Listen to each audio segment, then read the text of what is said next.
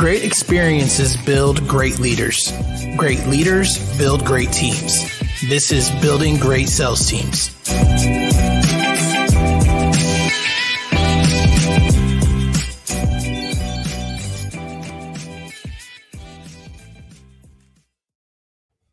All right, guys, welcome back to Building Great Sales Teams. Hopefully, you're not driving for this one because I feel like I've been following this guy for a couple of years now. We connected in a mastermind group and have been connected on social media ever since. And I feel like the alignment is there in terms of that integrator type personality. So you're probably going to need to take some notes on this one. So hopefully you're in a position to do that because we have Sean Barnes on the show. He's the founder of WSS Solutions and the Way of the Wolf podcast. If you're not subscribed to that, go ahead and do that. He's been building businesses. He's been in leadership development, and M&A and integration are his expertise. Sean, welcome to the show, brother. Doug, man, I am so pumped. And after seeing that intro, I'm just like, I've got to step up my podcast game after seeing that. Jeez. Yeah, my previous producer put that together. He's a talent in himself, and he went on to do more and more amazing things, but I definitely kept that intro. So yeah, it's slick. Awesome.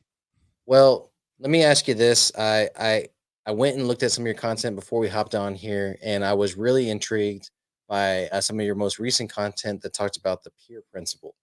And so just to give everybody something to sink their teeth into right away, can you walk us through that and why you created that piece of content?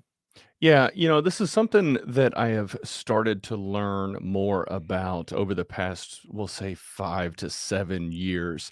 I've always experienced, or I think we've all gone through and had bosses in our career that we just think, man, this guy is a complete idiot. Why on earth am I reporting to this person? And what I've come to recognize is that's kind of a result of the Peter principle. And what that basically means is somebody has risen just above their level of competence, and then they have just stalled out. So you see somebody that maybe they were a great systems engineer and they get into an IT manager role, and then they just stay in that role for 10, 15, 20 years. They just never really progress beyond that. Because the reality is, as we progress in our careers, we have to learn new skills to continue to progress and grow. What makes the strongest systems engineer does not mean that that person is going to be a strong manager. Definitely doesn't mean they're going to be strong at leading a team of engineers or stepping into that director level role. Because as you progress into manager and director and VP level roles, you have to start learning more skills around how to effectively lead people, how to navigate crucial conversations. And so you see people that stall out, they are kind of are usually a result of the Peter principle. And it is challenging to kind of deal with those managers. But once you know what is going on and you start developing your own leadership skills, you can lead up and help guide them along the way. It makes a ton of sense, and you definitely see it all the time in sales. I mean, it's classic. The top salesperson gets promoted to a sales management role, and then subsequently falls apart. You know what I mean? In that role, and it's just like, just do what I do. Why can't you guys just do what I do? Mhm. It's because he Yeah. doesn't know how to manage people, and then the company on top of that probably didn't give him systems and processes and structures to follow in order to manage people without Mhm. being a great leader. So where do you find that first pivot point is in leadership development and that person that just got promoted? Where should they, if it's the individual or the company, what should they have in place to immediately put them through or have them focus on to develop them as a leader? Man, that's a great question. One of the things that I've come to realize over the years is that people, they find themselves in leadership roles kind of like what you just cited, where they're the best salesperson on the team. Well, it makes sense that we have Doug lead the team or Mike lead the team or whoever the top performer is. Well, okay, great. So they know how to sell, but do they know how to develop sales people so that they can sell? And one of the biggest turning points to create successful leaders, in my opinion, is you have to check your own ego and recognize that it is no longer about how many sales can I make. you now are in a role where you have to be a force multiplier, and you have to figure out, how do I get these 5 people to sell as much as possible? And Jason might need to learn different tactics. Sally might need to better understand how a CRM works. Mary might need to better understand what this pipeline looks like and how to start Mhm. filling the pipeline. So as a sales leader or leader in general, you have to start understanding what each member of your team actually needs, and then coach them and guide them and mentor them the way that they need to be led, so that you can extract the most out of them. And I love that answer because it's custom to the individual, and it fills in the gaps, right? So we all have these gaps and these reasons that we should partner with or be coached or consultant, whatever the case is, because we have these gaps. And so from a leadership standpoint, you're looking at this leader you're about to promote, and maybe you're preemptively filling those gaps too, to where you're developing them to be a leader someday versus just putting them in a leadership position and saying, "Oh, hey, now let's develop them." That's always going to be tough to be able to do that, right? It is, and, that's actually a great point that I would like to dive into a little bit. Whenever I think of some of the strongest leaders that I've been fortunate to be able to coach and mentor and build over the years, I was working with them and made it very clear, "Hey, I'm envisioning you stepping into this director of IT role, but before we get you there, I need to see this, this, and this. The company needs this, this, and this out of you." And so what Mm. you're doing is you're laying out the path, and you're telling them, this is exactly what you need to accomplish to be able to step in to that leadership role. And so you're laying out this path, and you're really just giving them the opportunity to walk it. And so when you see this high potential employee start walking that path, then it kind of lends additional credibility, and okay, I've made the right decision. He's pursuing it, or she's pursuing it. They're taking all the right steps, they're moving in the right direction, they're educating themselves. And so it's almost, as a senior leader in the organization, you're just laying this path out, and when you see them start to walk that path, you Mhm. kind of know who the person is going to be. And there have been instances in the past where I've had a similar conversation with multiple people across my team. "Jason, this opportunity is going to come up in the next few years. Sally, Sharon, here is the opportunity." And I Mhm. just have point blank conversations. "Sharon, I need to see this, this, and this from you. Jason, I need you to check your ego. I need you to calm down and not be Yeah. such an ass to people." And you start just teaching people and coaching them. And really, the opportunity exists, and you just see who rises to the occasion. Inevitably, one is going to start rising at a faster rate than others, Yeah. and that's your answer. And I think that's a misstep that a lot of senior leaders struggle with, is it's like, "Man, that Jason guy, I like going out and having beers with him. He's fun to hang out Exactly. with." And they put him in charge when maybe Sally was the right fit. So we have to just create the opportunity, create transparency, and then if Jason is the one that rises to the occasion, everybody else on the team should not be shocked when Jason receives the promotion. You know, when it comes to some of the things that I consult on, which is sales programs, um, people often ask, why do you have so much conviction about doing things this way? Well, it's a big part of it is because of the podcast, bringing on experts like yourself. And, one of the things that we do and that the listeners know all about is an opportunity structure. And an opportunity structure in a sales program is very, hey, do X, Y, and Z, and you'll promote yourself to the next level. Because with a sales team, you can grow a sales team organically, and there is no limitation, especially if they're 1099, because you're not dealing with salaries, W-2, all that good stuff. So it's just like, hey, let's just grow, you know? And so the X, Y, and Z is X may be tenure or the time with the company, Y may be a certain sales minimum, and then Z is duplicating yourself, showing that, hey, I can train someone, get them to minimum standards or above minimum standards. And I've shown that capability to do that. While Sally, like you talked about, maybe isn't able to do that. And that's where you kind of get your leadership filter start happening at an entry Yeah. level with like middle management or a trainer type position in between that they get paid for training, something like Mhm. that. So hearing you say that and just kind of recognizing some of those similar concepts is very reassuring in that sense for sure. You know, it's So actually really impressive. I'm flashing back to my former VP of IT at the company that I left last year. Phenomenal leader. Worked with him on and off at different companies for, oh God, over a decade. mhm, But watching his growth from a highly proficient systems engineer that was one of the best at what he did, and trying to pull him into a leadership role. And I use that analogy because, quite frankly, it took me 6 months to convince him to come over as an IT manager at the company that I was working at the time, mm, because he just had this mindset of, no, I'm an engineer. I've never managed people. I don't know anything about that. Like, yeah. Jonathan, look, dude, you are made for this. I know you're nervous. In any event, so he ended up stepping into that role. Time goes on. He gets promoted to director. He gets promoted to vice president. There were times when I would see people on his team as I started to lead other functional domains and outside of IT. I just really let him run with it. But there's one individual in particular on the team that, man, he just couldn't get there. And I had pretty much written off, he was a communications, like, network admin type guy.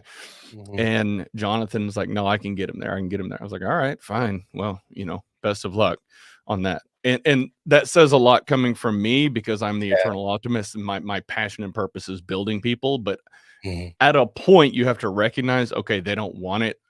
I have to focus my energy and effort elsewhere. Mhm. Anyways, he completely turned this kid around and he turned into an absolute rock star. So I get excited whenever I see that, because in seeing Jonathan's growth over the years and then seeing him be able to actually turn somebody around and turn them into an absolute rock star, man, it's just, that is what motivates and inspires me. And whenever I think about my mission and purpose in life being, I want to positively impact the generational legacy of everybody that I work with, there's this ripple effect, because if I'm able to successfully build 5 leaders and they Mhm. can build 2 more leaders each, you think about how that starts to ripple through organizations and companies and areas of the country, right? So we Yeah. can have this very powerful ripple effect if we stay focused on our mission and purpose. And obviously yours is more in the sales arena, mine's more Mhm. focused on leadership development side of things, Mhm. but it's extremely powerful when we are on our mission and purpose and are able to positively impact more and more people. So in mentioning that purpose, and I couldn't agree more with what you're saying. You also mentioned that you left, what I'm assuming is corporate America last year, Mhm. and was it that your purpose that pulled you out of that? What did that journey look like? Yeah, actually, so I have aspired to have my own company for for a very long time. Right out of college, I had 2 failed attempts. I would try to start a PC repair company, and that didn't work out, and then also tried to start an automotive speed shop just because I love racing cars. Both of those failed miserably, and I realized that I had student loans to pay off, and I had to get a real job. But I've always had this burning desire inside of me to start my own company and build my own team and just really build something of my own. And I worked for a bank for a little while and then found myself in oil and gas, which worked out really well for me. I spent probably 16 years in total in oil and gas, Okay. primarily in IT. And then I also started leading HR and then safety and then transportation, kind of all corporate functions aside from accounting, because Mhm. nobody wants to work with accountants. So it's so I learned a lot in that process. Now, in oil and gas, it's a highly acquisitive industry. So I had the opportunity to be a part of about 48 acquisitions and integrations, and got to work very closely with many of these entrepreneurs. So we would acquire their company, and then Mhm. I would have the opportunity to go in and help with the integration. At first, it was just the IT side of things, and then it branched out into every other area Right. pertaining to the integration. So I was able to learn more and more and more, and then just surrounding myself with all of these entrepreneurs, just I've always admired and respected them. And last year, I was 41, and I just Mhm. decided, you know what, I've got to give this a try. I have to go one more time all in. And it was tough. I remember having a conversation with my mom, and my former employer, they paid me very, very well, Mhm. and had the conversation with my mom. Okay, I'm going to do this. She's like, "Oh, you sure about that? You sure about that?" But I'm at the point in my life where I had to do it. So I had to go all in. And because my passion and purpose is coaching and leadership development, and also, to be fair, I'd kind of reached a ceiling at the company. Like, there was nowhere else for me to go in terms of growth, because I was leading all of corporate operations, and there wasn't any opportunities for growth, which is Yeah. fine. But I figured, okay, I have this mission and purpose. I want to have a greater impact outside of one company. Mhm. And so now we've gone out and we have two primary verticals. We do coaching, executive coaching, leadership development, and then we have consulting.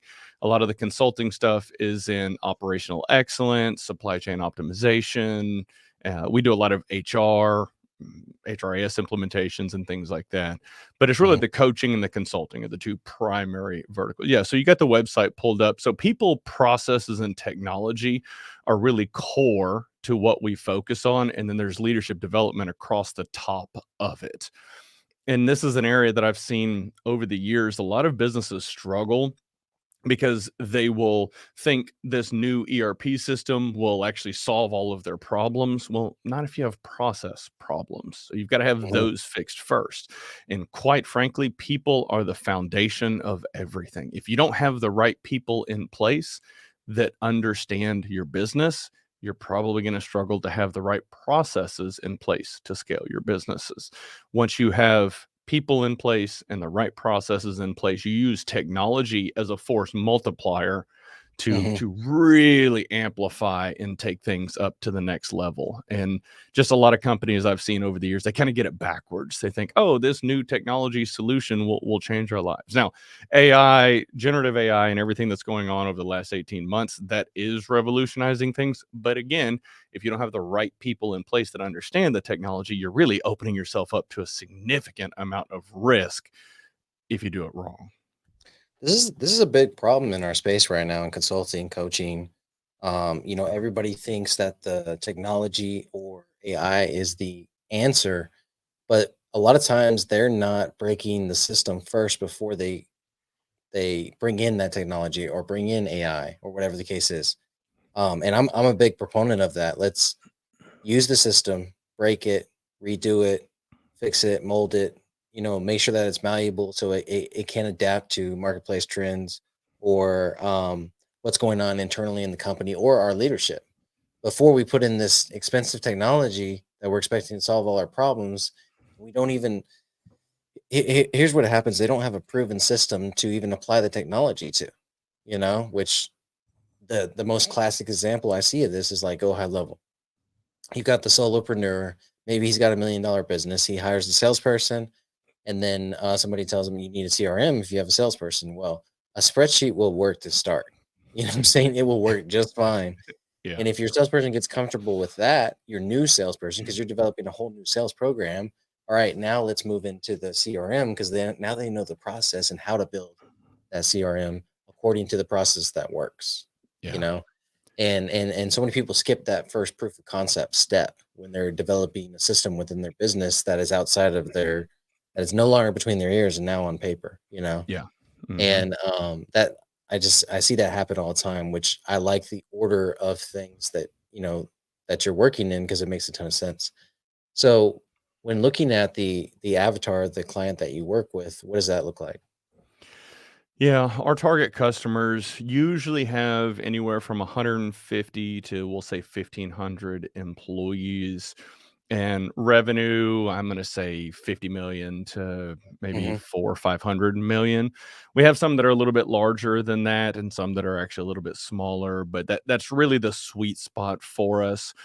Hmm. And the reason being is because what I have seen over the years, we have the solopreneurs and we have the entrepreneurs that are kind of starting their businesses Right. up, and they're getting those foundational pieces in place. And Hmm.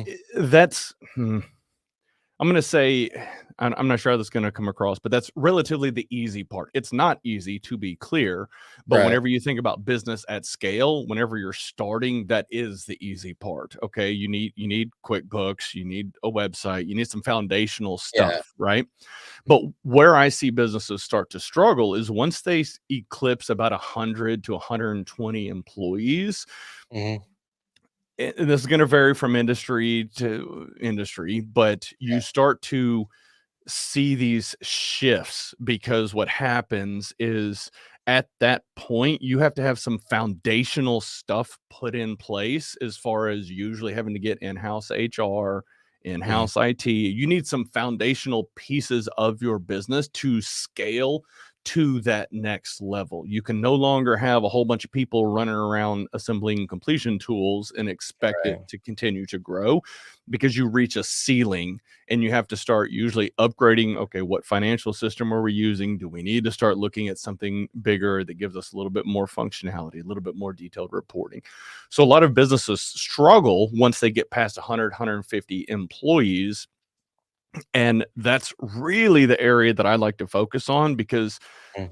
myself, our team, we're very proficient at putting those systems in place. And a lot of business leaders, they actually struggle at that point, because what happens is they have this mindset of, you mean I have to hire dedicated HR, dedicated IT, I have to invest in this ERP system, this big CRM that's going to crush my margin. Yes, Mhm. it is going to affect your margin. But I tell you what, if your margin is, if you're making a million in revenue, well, let's Mhm. just say 10 million in revenue and your margin's 10%, okay, right? That's great. But if your margin drops to, let's say, 7 or 8%, but you're now at 20 million in revenue, you're in a much better place. Right. And that's a tough pill to swallow, because people start Mhm. living off of their top line and their margins, right? That's what Right. so many people, well, this is going to crush my margin. Okay, but we're talking scale here. And Yeah. so these are conversations that sometimes business leaders struggle with. Once you get them over that hump and they start to see the volume increase, you're like, okay, all right, now I get it. So we like Yeah. operating in that sweet spot. And then I like to stay below 1,500-ish employees. Now, this is not hard and fast rule, but in my experience, once you get above that number, the organizations start getting rife with politics and Oh bureaucracy yeah. and bloat, and it becomes increasingly difficult to affect change, just Yeah. because of all the red tape that you have to cut through. And Mhm. because we are all about positively impacting lives and teams and businesses, I would much rather focus on organizations in that range, because we can affect change quickly at scale Yeah. within their organization, and not have to deal with the politics and the layer and layer and layer of egos and just everything that comes along with it. So that's kind of the reasoning behind us having that sweet spot. I like how dialed in your avatar is because I think too many coaches, consulting companies, these B2B businesses just have it wide open. And I don't think it should be. Like in my case, I'm probably in between the 1 to 20 million. After about Hmm. 20 million, Hmm. like the amount of impact that I can have is minimized. You know what I mean? When I'm consulting for a company, it's Yeah. 100% minimized because I live in that solopreneur to entrepreneur to small, medium-sized business space. And but I understand what you're saying in that, like, right now you're going from medium-sized business to corporate. Like Hmm. you're truly having to put things in place to manage hundreds of people now versus, you know, 20 or 30 people. Hmm. It's a whole different animal, and you have to have layered leadership development along the way, which is what you guys implement in order to sustain and to grow. Yeah. It can no longer be lead from the front anymore. You're literally leading from the back and making sure that, every department or process isn't breaking at some point. And then if it breaks, then you're not even the one fixing it, but you're making sure to delegate the one that's fixing it. You know what I'm saying? Yeah. Yeah. So it's a whole different animal. You can't just go out and strong arm it anymore. It's got Yeah. to be a calculated approach. Um, okay, so one of the concepts that you talk about a lot is leading teams during challenging times, and so we've gone through this cycle, very compressed cycle, the last 4 years or so, where COVID happened. A lot of government money was put in the marketplace, and then you know in general, small business owners and medium-sized business and big business ate really good for 21 and 22, and then that money ran out. And if you did not reinforce your business or did not have the resolve to deal with a downturn in business in 23, and a lot of people went out of business. We saw it a lot in the solar space with solar installers. We saw it a lot in the roofing space with marketing centric roofing companies, and so that was kind of on our side of the hill. What did you see on your side, and how can the listener listening reinforce their business so when there is a challenging time like that, that they're not necessarily prepared for it, but they can adapt to it? Okay. That last comment you made, Mhm. having the ability to adapt to it as a leader, like that is probably one of the most crucial skills that you can start to develop. Man, the last 4 years, 3, 4 years they have been wild. Absolutely wild for organizations, for employees. It has just flipped our world upside down because we saw, okay, obviously whenever the pandemic hit, half of the company or almost all companies ended up laying off half of their employees if they were able to keep their doors open. A lot of companies, small businesses closed their doors. It was very unfortunate what happened.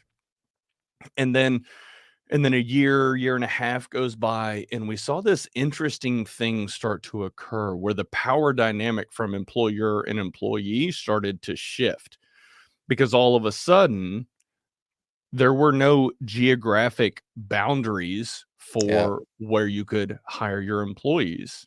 If you were a software company in California, you could hire a developer in Austin, Texas, and it was no big deal. So all of a sudden, we were no longer constrained by the city that we lived in. Mhm. Remote work just became available to everybody. And so we saw this massive inflation of salaries because people could just bounce around. And this is something that I watched very closely over this span of time to see this inflation of all of these salaries and people just jumping and jumping and jumping to go get another 20,000 a year, 30,000 a year, whatever the number ends up being.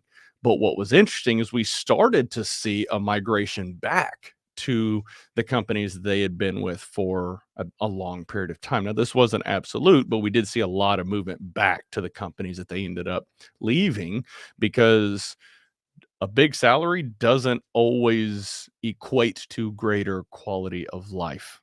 Mhm. And this is something that I think that a lot of people didn't recognize. They just saw the dollar signs and got Yeah. all giddy-eyed and decided, "Hey, I'm gonna go do this," and ended up being miserable.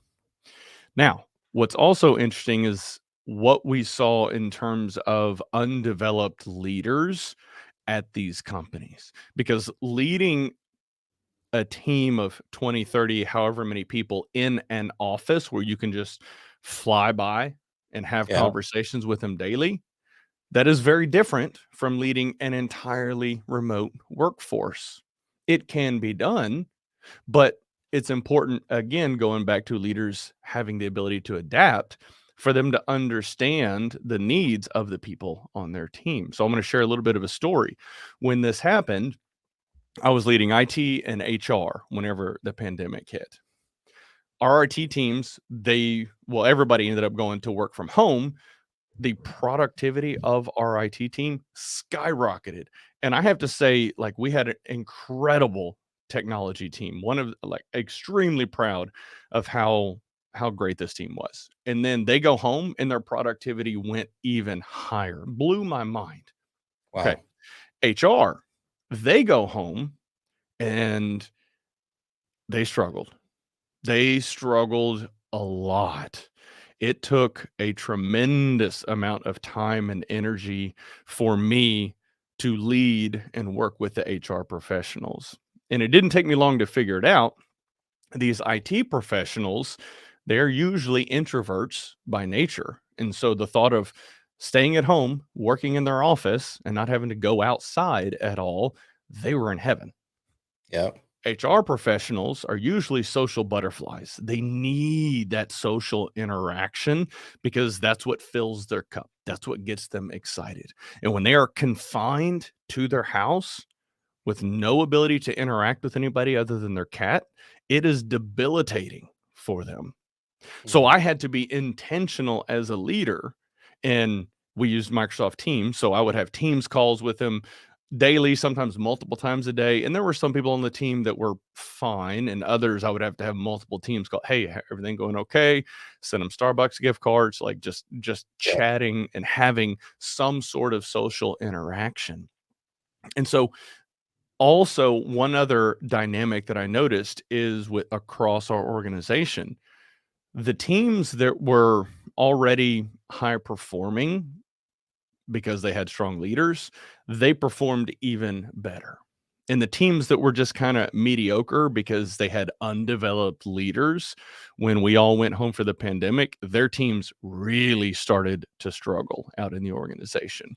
And it's all a testament to leaders and their ability to adapt to the macro global pandemic, or Mhm. having to send your people to work from home or working in the office or hybrid schedule. It all comes down to a leader's ability to adapt to the macro and what's going on within their teams to ensure that they are able to extract the most out of them. It's massive.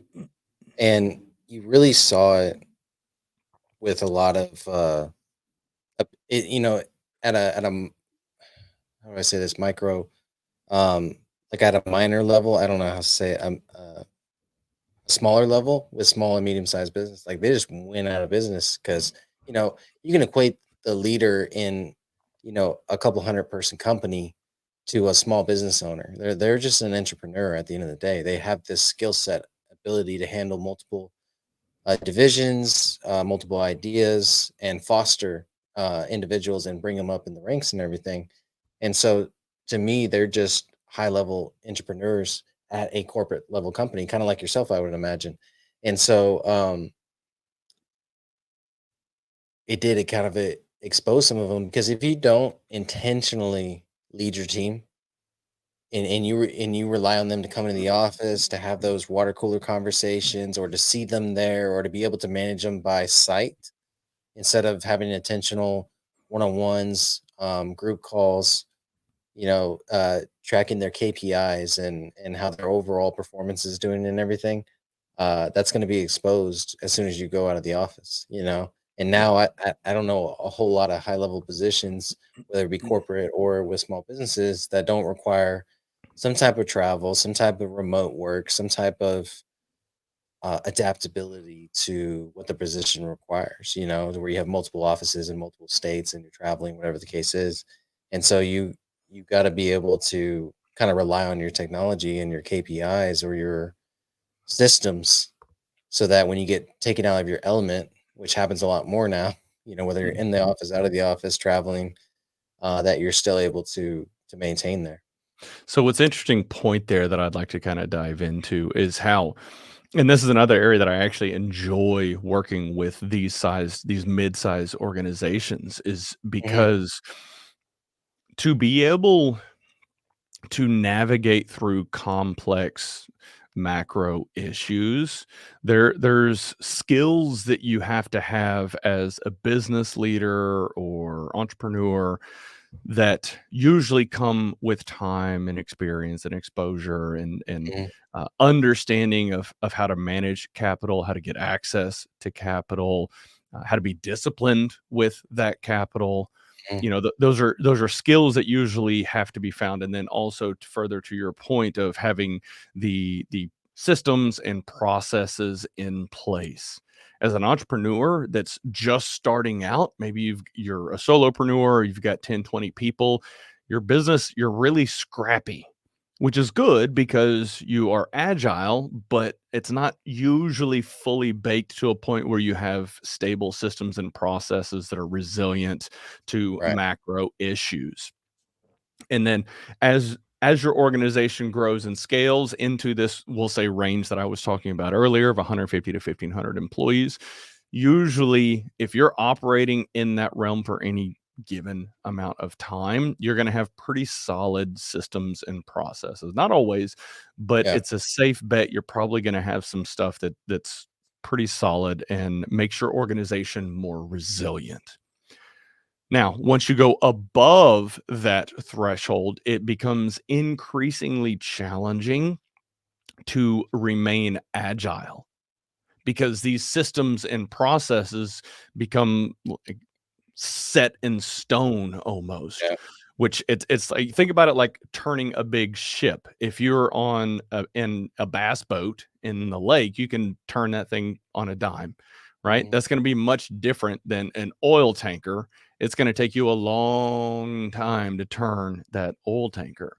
And Yeah. so businesses, it is important that as you grow and scale, you need structure and systems and processes in place so that you can grow and scale. But you often also have to be cognizant of the fact that you need to remain agile so that you Mhm. can pivot and adapt when necessary. No, that's massive. Okay, so back to your journey a little bit. You left the corporate America position, and I would imagine you maybe when you did that, you probably had a few either avatars or clients already set up to transition to kind of help you with that transition and everything. And you what I'm assuming started the Way of the Wolf podcast, or you may have started that before. Um, what has that transition been looked like? I mean, were you able to just, hey, I'm doing this now, raise your hand basically in the marketplace, and then all the clients came to you, or what has that journey been like for you? Well, it hasn't been quite that easy. I wish it Yeah. was, but I will say I started the podcast 3 years ago. Okay. And the intent of the podcast was twofold. I At that point in my life, I knew that I was passionate about leadership development and wanted to help more people. So I Hmm. thought, okay, well, this is a medium to be able to get the message out there and help others. Now, the Okay. other side of it was I spent the majority of my life as a hardcore introvert, deathly afraid of public speaking and having conversations with people. And I knew that I was going to have to get comfortable with being uncomfortable. And so for the last 3 years, I have been intentional about creating a podcast every single week, having guests come on the show. I've been intentional about getting up on stages, sitting on panels, giving keynotes. Every chance I've had to get on stage in front of people, I've done it. And I'll be honest, even to this day, last night I went on a live virtual speaking event and my heart rate jumped. It still gets to me because it's not natural for me. But I started the podcast for those reasons. And I've left every single episode up. I always will because I want people to see that even if you are that introverted IT nerd, you can do it. It's going to be scary and you are going to suck, quite frankly. That's okay. That's part of the process. That's part of growing.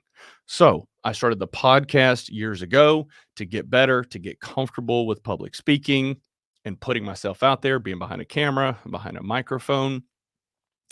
And an interesting thing started to occur. Last year is whenever I decided to really seriously hammer down on, okay, I'm going to go ahead and get everything in place so that I can go full time and do my coaching and consulting business. I had started dabbling with it on the side and had Hmm. a few customers that were doing a little bit of work with, but knew like I had to go all in. Now, what the podcast did is it had helped me build skills around public speaking, around having Hmm. conversations with complete strangers, something that I've never done for the entirety of my life. If I would go to a party, if I didn't know anybody, I wasn't talking to you. I was in the corner petting a dog. That was my thing, right? And so the podcast helped me develop skills and helped me become a better conversationalist. Also, because I have launched an episode every single week for 3 years, even if I didn't want to, I Mhm. still recorded it, I still fired up the camera and mic, and I put it out there. It helped build a brand and reputation for me, for being consistent, for being dedicated and driven and motivated and following my cause, putting my dent in the universe. And so what it has done is actually lent that additional credibility to me, Yeah. and a combination of the podcast and all the networking and the public speaking events. Whenever I did finally raise my hand and say, I'm going out, I'm going to do Yeah. this, the conversations were very easy. And it was an overwhelming amount of support that I had Mhm. from everybody. And there was actually an event about 2 months ago that I went and spoke at, where I was talking through how important it is to build your brand for yourself. And a lot of companies don't like you having a social media presence if you work Mhm. for them full time. My former employer, they made it very clear they didn't like me having the podcast. So Yeah. I was cognizant of that and respectful of that, but also I would still release a show every single week. And Mhm. so all of these things, in my opinion, while I've only been officially a full-time entrepreneur for not even a year yet, are Yeah. vital to the success of starting a company and going out on your own. Because, we've all heard the phrase, it's not what you know, it's who you know. Mhm. Fair, right? That is an Yeah. accurate statement. However, I like to take it a step further and say it's actually who knows what you know. You have to put yourself out there.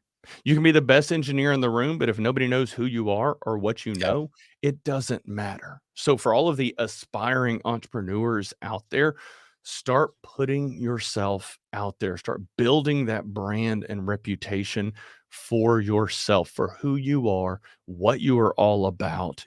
It will start to gain momentum over time, and you will feel it in your gut when the time is right, when you've got enough of a following on your social media platforms, when you've got enough support, you will know when the time is right. And that is when you jump.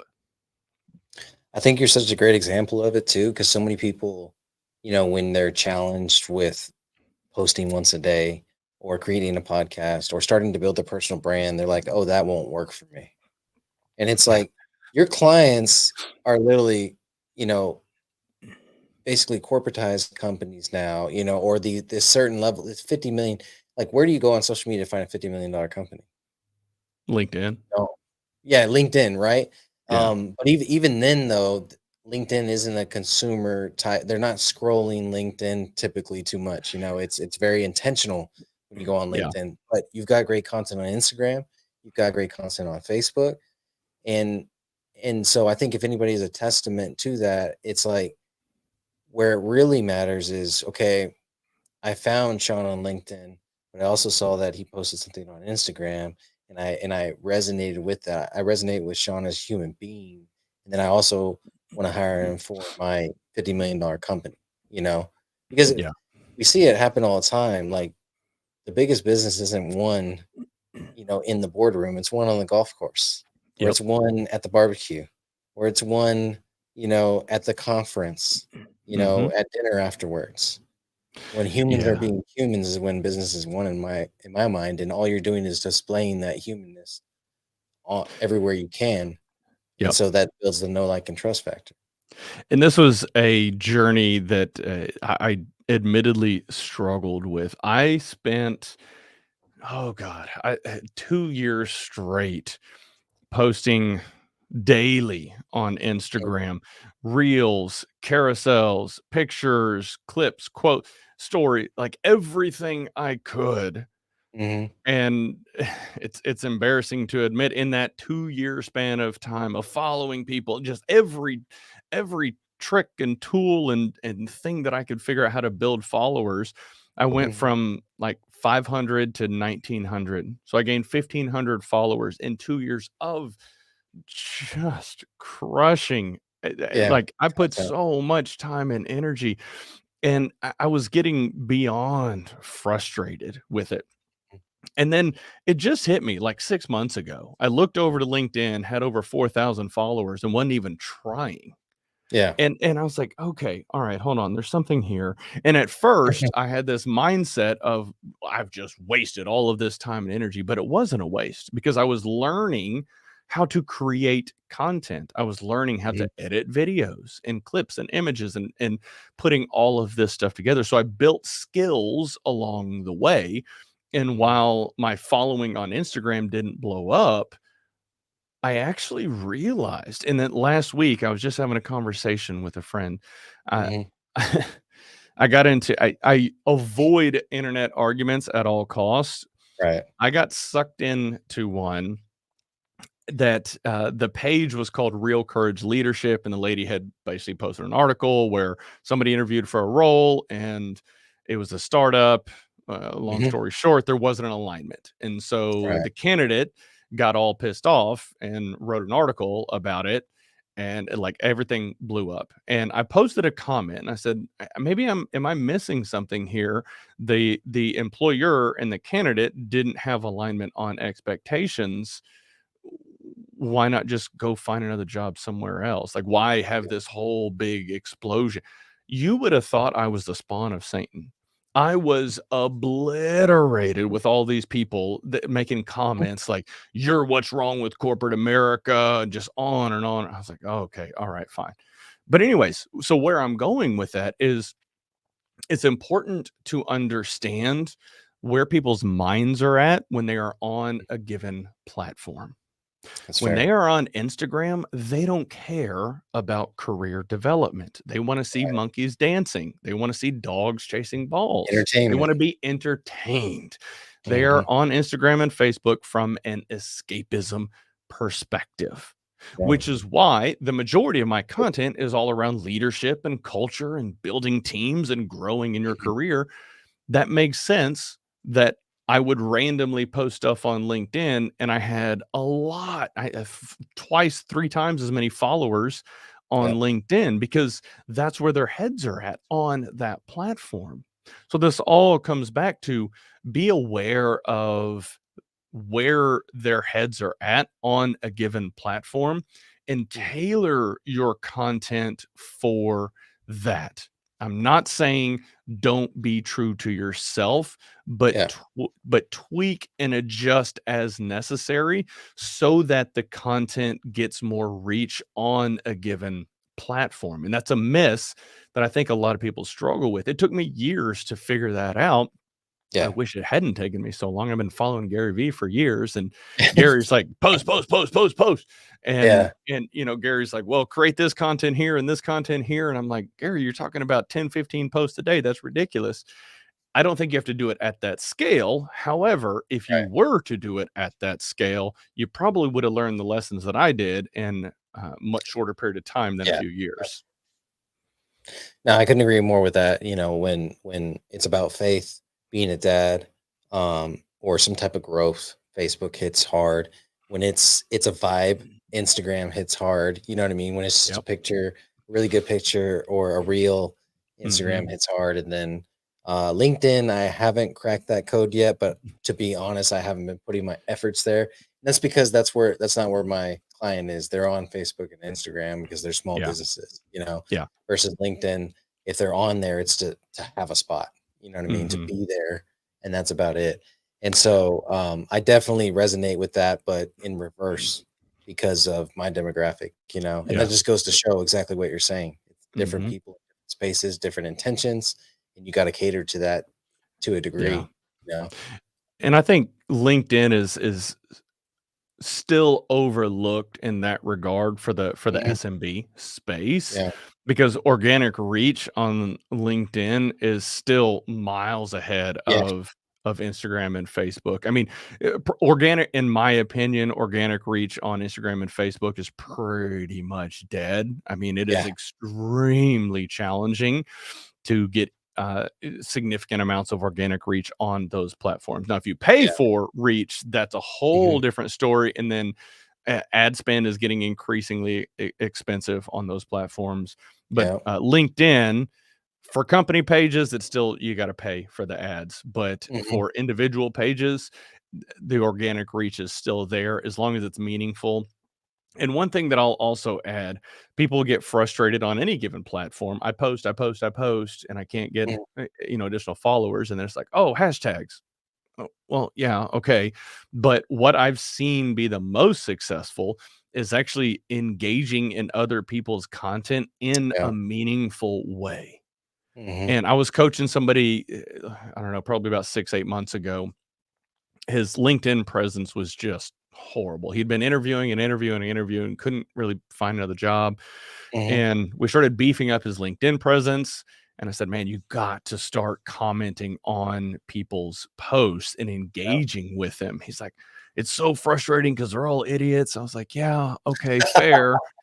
But that's just an incredible opportunity for you to showcase the value that you Skills. add. When you comment on somebody's post in a meaningful way and provoke thought or even better emotion on their Mhm. content, they're going to say, well, wait, who is this Joe guy? What is he all about? And then they go look at your profile and they see you posting quality content. I'm going to connect with this person. Oh, I need somebody to do that. Or I know somebody that needs somebody that can do that. So don't just post content, respond to people's content, share other people's content. And this is something that there are competitors in my space that do leadership development coaching and things like that. I am regularly sharing their stuff because if Yes, it's good, 100%. I want to get it out there. Yeah. And some people are like, well, that's your competitor. I don't care. My mission and purpose is to help people grow and succeed. And if the Carden Group has an incredible post that's meaningful and adds value, I'm going to share it. Yeah. That's because that's what it's all about. And I think that's a miss. It comes from a scarcity mindset, in my Mhm. opinion. No, I couldn't agree more.